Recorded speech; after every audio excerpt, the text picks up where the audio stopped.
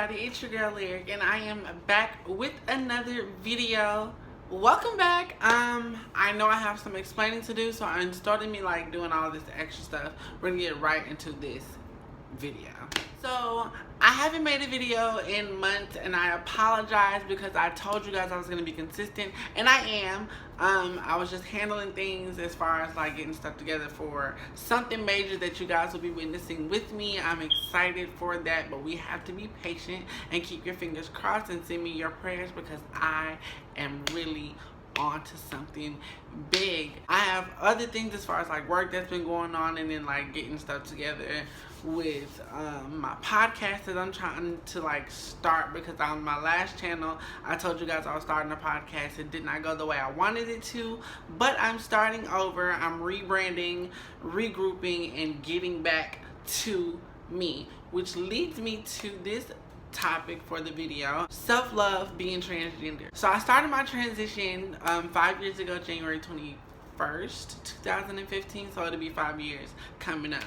But I started my transition 5 years ago, and it's been a very long journey, and a lot of times throughout my transition I've doubted myself, and I lost sight of the joy and the happiness that I had when I first started my transition.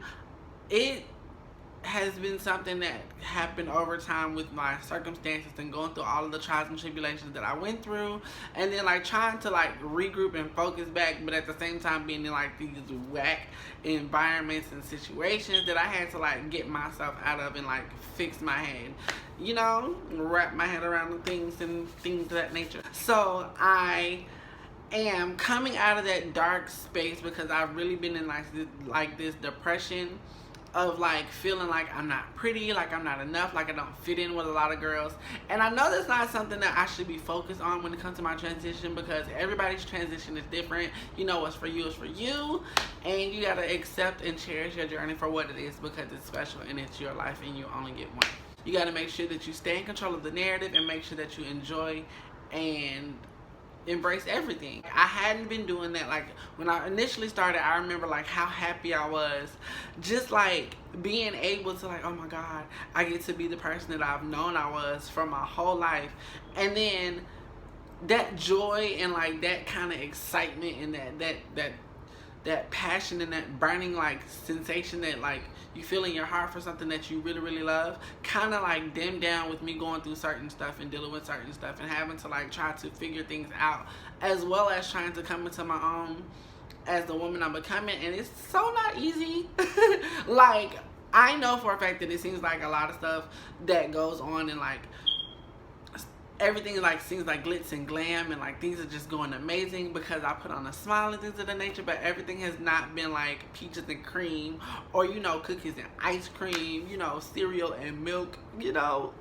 Everything hasn't been like coinciding like it needs to, but it's like I'm continuing to push through it. I do remember going through like one specific point in time where I was so depressed that I like had suicidal thoughts, and that's something that happens when you transition for some people, and a lot of times people don't speak on it, or they don't have anyone to talk to about it, and they're not comfortable enough to like verbalize what's going on. And I am definitely one of those people who was just like, I don't know if I should, you know, is it, I don't like bothering anybody, and I definitely don't feel like being a burden, and that's something that's like a major thing for me. I don't want to be a burden or add my stress or energies to anybody else's problems, because I know everybody's dealing with stuff. So it was hard for me to like open up about it. What helped me out the most was like having people in my life who cared enough about me to tell me that they love me and to show me support and that unconditional love that I would need it. And like a lot of times I know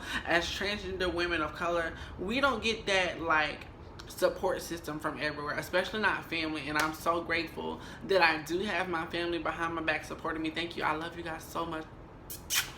It's amazing because initially I didn't have that, because people didn't understand what it was to be transgender. Like I'm from Tennessee. I'm from like this small town like 30 minutes outside of Memphis. Like it's like the city of Memphis is like 30 minutes outside of that, and it's like this little small town, and people didn't know much about anything. So it's like I didn't have that support because it wasn't something that was common.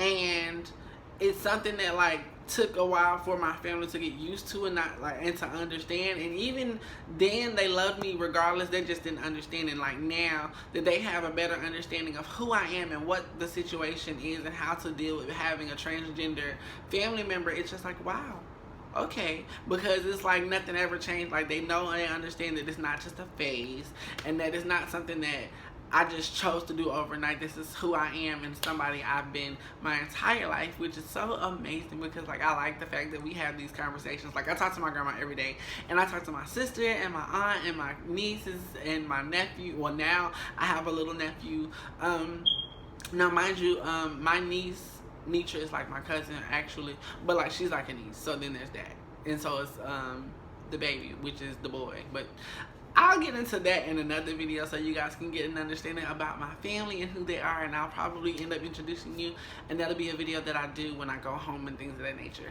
But nonetheless, I have my family, and that's something that a lot of trans women do not have. So speaking on feelings and emotions and thoughts and learning how to deal with how hormones take effect over your body for everybody is different. And I'm making this video because I want everyone to understand that it's okay not to know. It's okay to reach out for help. It's okay to be in a state of confusion as long as you reach for help, or as long as you take steps to get better and get out of whatever that depression or those thoughts and insecurities and things are, because that is like major in order for you to continue your process and to grow and be the strongest person that you could possibly be.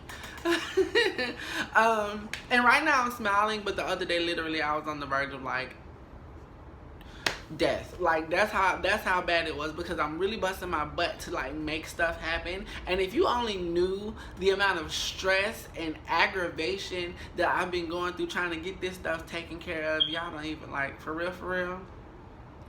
The fact that I'm smiling and making the video and I'm coming back is all like the grace of God, because if I didn't have a grandma who prayed and family and friends who like really are pushing me towards making sure that I continue keeping a positive mindset and that I always go to God regardless of how I'm feeling, like I don't even know what I would be doing right now. Thank you to everybody who did reach out to me while I was going through what I was going through. I really appreciate it. Thank you to my family and my friends and my brothers and my sisters, all that stuff. I said family and friends and not, you know, things, you know. But thank you everybody. I really appreciate it, and it really helped, and I really want to show you that I am working out of it, and God has, you know, got me covered and shielded. I'm protected, and I'm moving forward in my life. And for any other transgender women of color, young, old, middle-aged, you know, just coming into your own, whether or not you just started your transition or you're like 20 years in, there is always someone out there that you can speak to. And if you need therapy, you can go to a therapist. You can, like I said, the number one thing that my family and friends have been pushing me to do is pray to God. You can pray, you can go to therapy, you can listen to music, you can sing, you can dance, you can do whatever it is that you need to do. I'm going to make sure that I say this: stray away from drugs and alcohol, because it's helpful in certain times, especially like smoking marijuana, because that shweed be on point. And then having a little drink here and there isn't a problem, but don't overdo it, because you want to make sure that you take care of your self-health as well. Like make sure that you remain healthy and not be doing too much and not be dependent on these things. But do what it is that you need to do to make sure that you're happy and that you're able to continue to live life, because your life matters. No matter what anybody says, regardless of how they may feel about transgender people and all that other nonsense, pay that no mind. Seriously, because we don't got time for that. You are human. You are able to be loved. You are worthy to be loved. You have the ability to do whatever it is you want to do in life, no matter what, and no one can stop you, because what's for you is for you, and your journey is yours. I love you guys so much. Thank you for watching this video. Please subscribe and comment and like and share and tell your friends, and you know, add me on all social media platforms. It's all the same. I will definitely try my hardest to follow each and every last one to be back. And you already know what to do as far as these notifications goes. Ring, ring, ring, ring, ring that bell. Ah! Your girl Lyric, I'm out.